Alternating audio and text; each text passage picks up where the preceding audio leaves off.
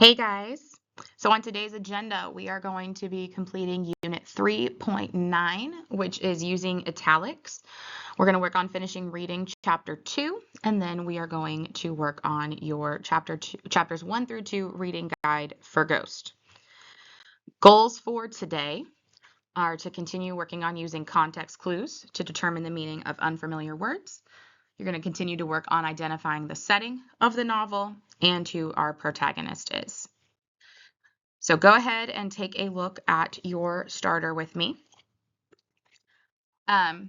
So we talk about using italics when we are typing, when we are writing like the title of our stories. When you're doing it by hand, we underline it. Today we're doing this by hand. Sorry, Mrs. Brennan interrupted me. So when we're doing it by hand, we're going to be underlining anything that is the title of a book, a play, a film, a TV series, a magazine, a newspaper. Those longer works are going to be underlined.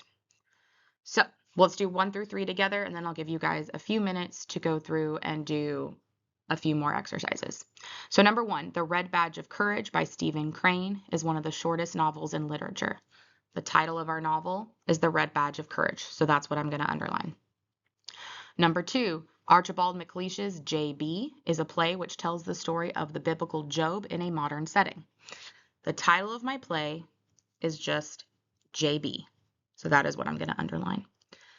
And then number 3, one of the most spectacular movies ever produced is Ben-Hur. It's the title of a movie. We're going to underline Ben-Hur.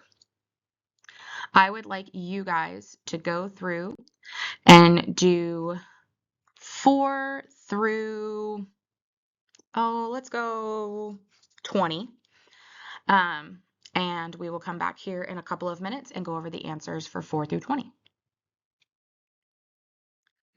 To my substitute teacher, if you have not hit pause yet, go ahead and hit pause on the video for now.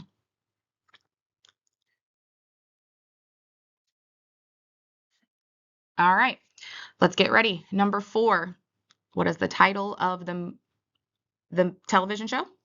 Roots.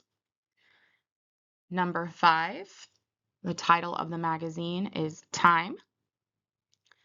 Number 6, title of the newspaper is Cleveland Plain Dealer. Number 7, we need the title of the story, which is The Hound of the Baskervilles. Number 8, again, we need the title of the story. Title of the story is A Tale of Two Cities.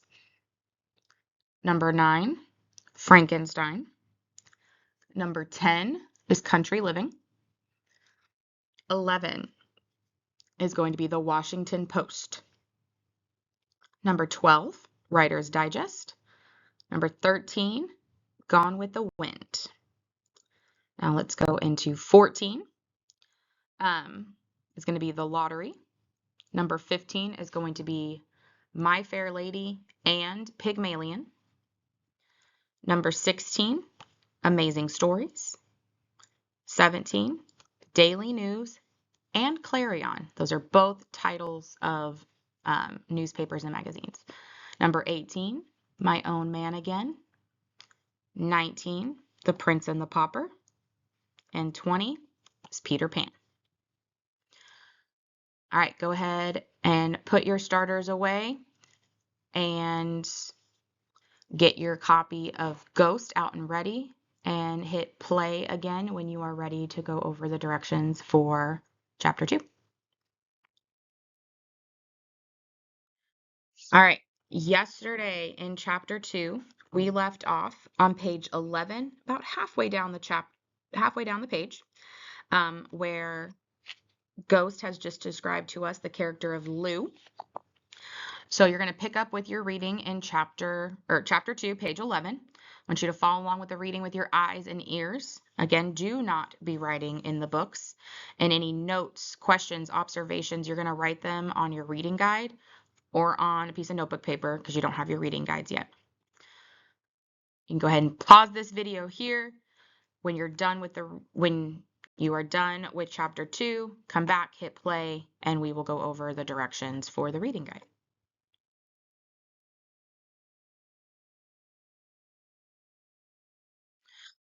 All right, for the reading guide, I kind of showed this to you yesterday. First thing you need to do is you are going to pick 2 vocabulary words to use in a sentence. You're going to use one in sentence number 1, use another one in sentence number 2. Then on your short answer, there are 3 options. You can either choose, why does Ghost feel conflicted about his father's imprisonment? 2, why does Lou remind Ghost of Brandon? Or 3, why does Ghost's mother agree to let him join the Defenders? Pick one of those questions, and answer it using a claim, evidence, and reasoning.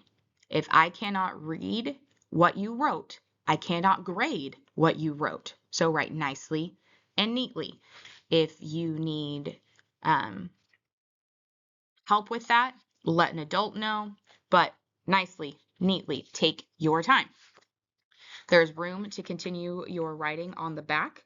And then there is the discussion question. You need to be prepared to answer the question in class tomorrow.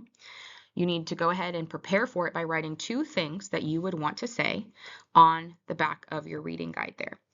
The question is, Ghost briefly explains how he got his unusual nickname. Typically, a nickname is given to someone by others that know them well, and the name carries a sense of fondness and affection.